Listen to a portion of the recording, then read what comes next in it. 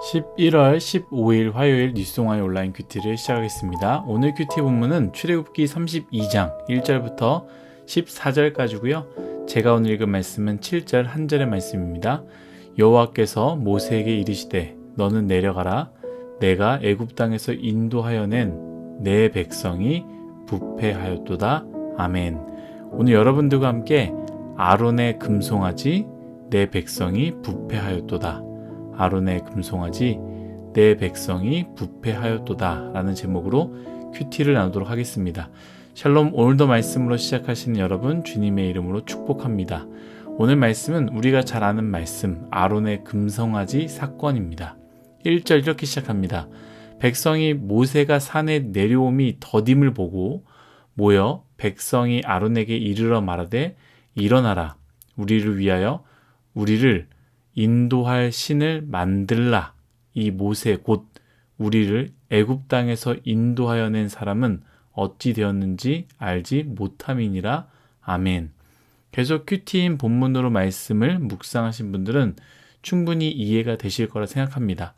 모세는 하나님의 말씀을 받으러 올라갔습니다.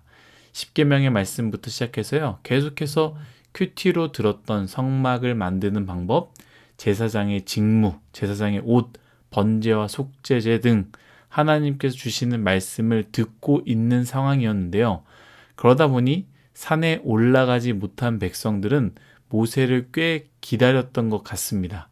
모세가 계속 내려오지 않으니 백성들은 아론에게 이렇게 요청합니다.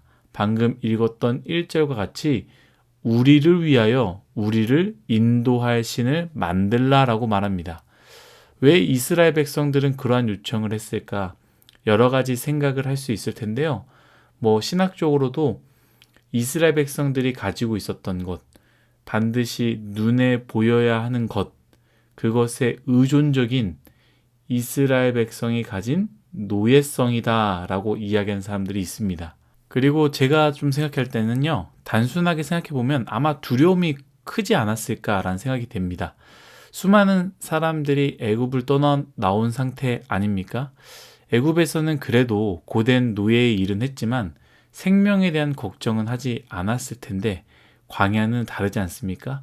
어떤 적이 언제 어떻게 쳐들어올지 모르고 막상 바로 자기 앞에 닥친 현실의 문제, 곧 응답이 없는 모세와 하나님을 생각할 때 이제 물은 어떻게 마셔야 되지?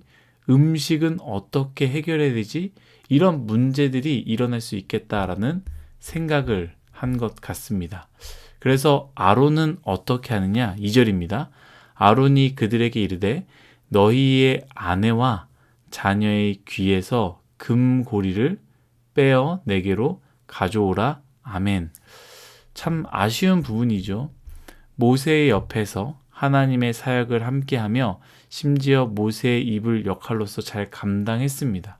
그 말인즉슨 아론의 입장에서는 단순히 하나님은 모세의 하나님을 넘어서 자신의 하나님이며 이스라엘 하나님이라는 것을 알았음에도 불구하고 아론은 길을 잃어버린 것이죠.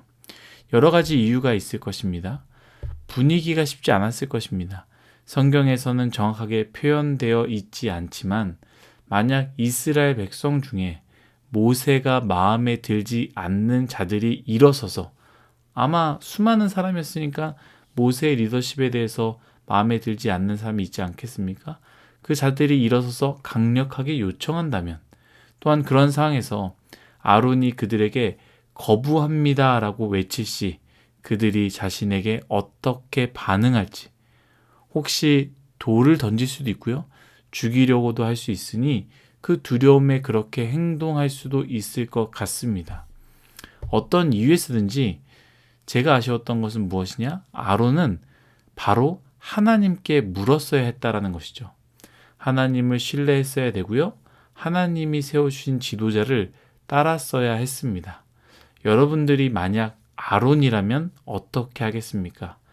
옆에 있는 사람들이 모두가 원한다고, 모두가 요청한다고 여러분들은 그것이 옳지 않음에도 불구하고 따라가겠습니까? 하나님이 보이지 않는다고. 또 이렇게 생각해 볼 수 있습니다. 담임 목사님이 안 계시다고. 청년대학부의 목사님이 계시지 않다고, 지금 그룹장이 없다고, 지금은 내 말을 들을 친한 사람들만 있다고 한다면 그 모두가, 대부분 사람들이 하나님이 기뻐하지 않으시는 것을 이야기하고 요구하고 요청할 때 좋지 않은 말과 행동을 한다면 그곳에 있는 여러분들은, 그 사람들 대부분들이 다 요청한다면 여러분들은 어떻게 하시겠습니까? 결국 아론은요, 받은 금고리를 다 걷어서 금송아지를 만들었습니다. 그리고 이렇게 외칩니다. 5절 6절입니다. 아론이 보고 그 앞에 제단을 쌓고 이에 아론이 공포하여 이르되 내일은 여호와의 절일이니라 하니 이튿날에 그들이 일찍 일어나 번제를 드리고 화목제를 드리고 백성이 앉아서 먹고 마시며 일어나서 뛰놀더라. 아멘. 여러 가지를 이야기하고 싶은데요. 굉장히 중요한 이야기이기도 하고요. 하지만 큐티로는 다 담을 수 없어서 딱 한 가지만 나누고 싶습니다. 여러분 생각해 보십시오. 이스라엘 백성과 아론은요, 이렇게 했어야 하는 분명한 이유와 목적이 나름대로 있었습니다. 또 그렇게 해야 되는 의도가 분명했고요. 나름대로 방식을 정해서 진행했습니다. 그런데 하나님께서 무엇이라고 말했습니까? 7절 말씀입니다. 여호와께서 모세에게 이르시되 너는 내려가라. 내가 애굽 땅에서 인도하여 낸 내 백성이 부패하였도다. 아멘. 하나님은 이스라엘 백성이 부패하였다라고 분명하게 말하십니다. 이스라엘 백성들이 누군가의 돈을 뜯거나 많은 사람들을 죽이거나 누군가를 괴롭히거나 우리가 생각하는 그런 악한 행동들을 하지 않았습니다. 그들이 한 행동은 무엇이냐? 분명히 나름대로의 이유, 그들만이 가진 나름대로의 이유와 목적과 의도와 방식이 있었다라는 것이죠. 심지어 금송아지 모양이긴 하지만 본인들이 그렇게 고백하지 않습니까? 출애굽 시키신 분이다라고 말했고요. 여호와의 절일이다라고 본인들이 이야기하고 그 절일날 심지어 일찍 일어나 번제와 화목제를 드렸다라는 것이죠. 분명히 그들은 모여서 함께 기뻐하고 하나님이 기뻐하실 거야 라고 생각하는 사람들이 대부분이었을 것입니다. 그런데 하나님은요, 무엇이라 말씀하십니까? 그것이 부패하였다라고 말씀하십니다. 전에 큐티에서 여러분들과 나눴던 말씀 기억하십니까? 내가 드리는 예배, 하나님께서 원하시는 예배, 이 부분에서 이야기하지 않았습니까? 저는 바로 이것이 전형적으로 하나님께서 원하신 예배가 아닌 내가 드리고 싶은 예배다라는 것이죠. 나름대로의 분명한 이유, 목적, 의도, 방식이 있습니다. 나름대로 교회에 왔고 헌금도 준비하고 찬양도 하고 말씀도 들었습니다. 그러나 여러분 한번 생각해 봅시다. 내가 드리는 예배를 받으시는 분이 정말 성경에서 말하는 하나님입니까? 아니면 내가 나름대로 의미를 둔 내가 만든 신입니까? 부패는요, 다른 것이 아닙니다.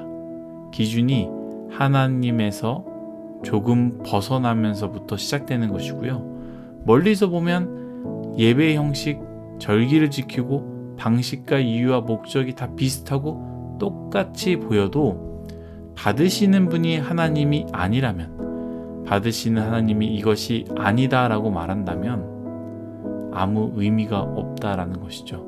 사랑하는 뉴스송아 여러분, 하나님이 말씀하시는 예배를 드리시기를 소망합니다.